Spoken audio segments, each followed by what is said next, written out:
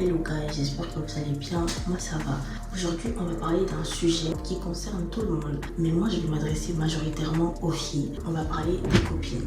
Je vais vous donner quelques conseils pour celles qui n'ont jamais été trahies par des copines ou pour celles qui sont dans le déni. Genre tu sens que mes copines en ce moment elles sont bizarres. Et je vais aussi parler de l'aspect spirituel de l'amitié entre filles.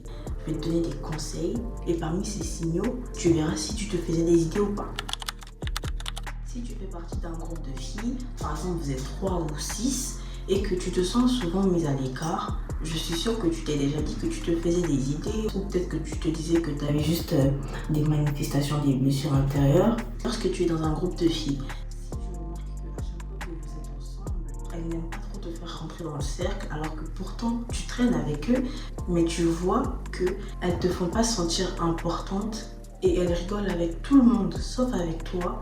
Tu sais que oui, elles te rejettent et ce ne sont pas tes idées, elles te rejettent bel et bien. Parce que oui, il y a des personnes qui rejettent réellement les personnes volontairement. Elles ne rigolent pas avec toi comme avec les autres.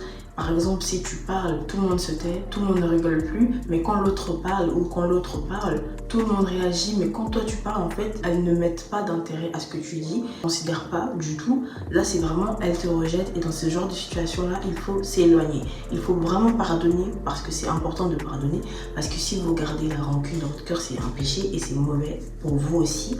Donc, il faut pardonner totalement et s'éloigner totalement. Sauf qu'il y a des filles, vous savez très bien qu'on vous rejette dans votre groupe de copines, mais vous restez. Pourquoi? Parce que vous êtes en dépendance affective et aussi vous avez peur d'être seule. Et tu remarques qu'elles se moquent beaucoup de ton physique ou de tes difficultés intérieures ou actuelles ou de tes échecs passés. Sache que c'est un très mauvais signe, c'est vraiment un très mauvais signe. Il y a des filles, vous savez très bien que vous êtes dans un entourage toxique, vous le sentez, vous le sentez dans vos tripes, mais vous restez. Pourquoi? Partez!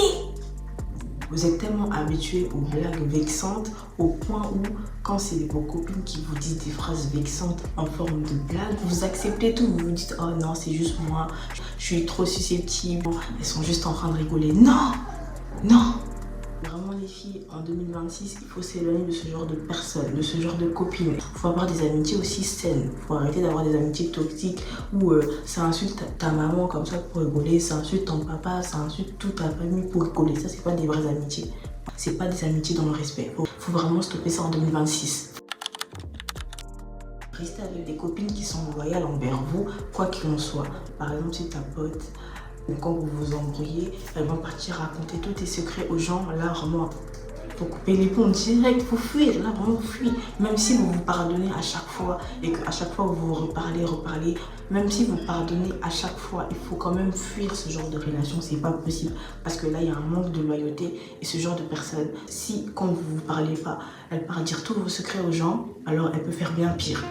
Parce que l'amour, ça doit être quelque chose de fondamental dans chaque relation.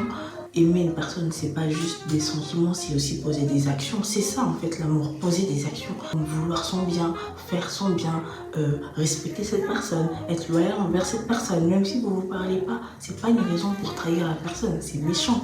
En fait, ça veut dire que vous-même, vous n'êtes pas capable de manifester un amour réel envers qui que ce soit. C'est une question de savoir comment aimer en fait. Il y en a, vous savez très bien qu'il y a des copines qui vous éloignent de votre destinée, mais vous restez quand même avec elle parce qu'elle a une bonne vibe, parce qu'elle est trop drôle, parce que vous avez trop de complicité. Mais il faut savoir que des fois, il faut faire des sacrifices pour renoncer à certaines choses et certaines personnes.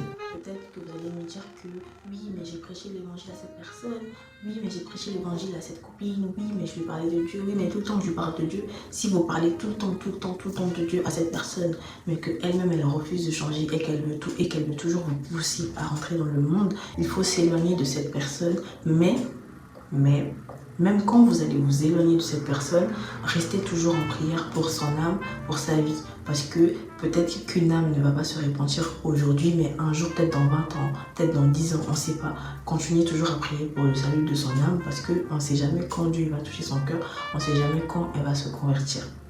Donc voilà, il faut prendre soin de votre vie spirituelle et soin de votre santé mentale. Nous arrivons à la fin de cette vidéo. Je vous remercie d'avoir visionné cette vidéo.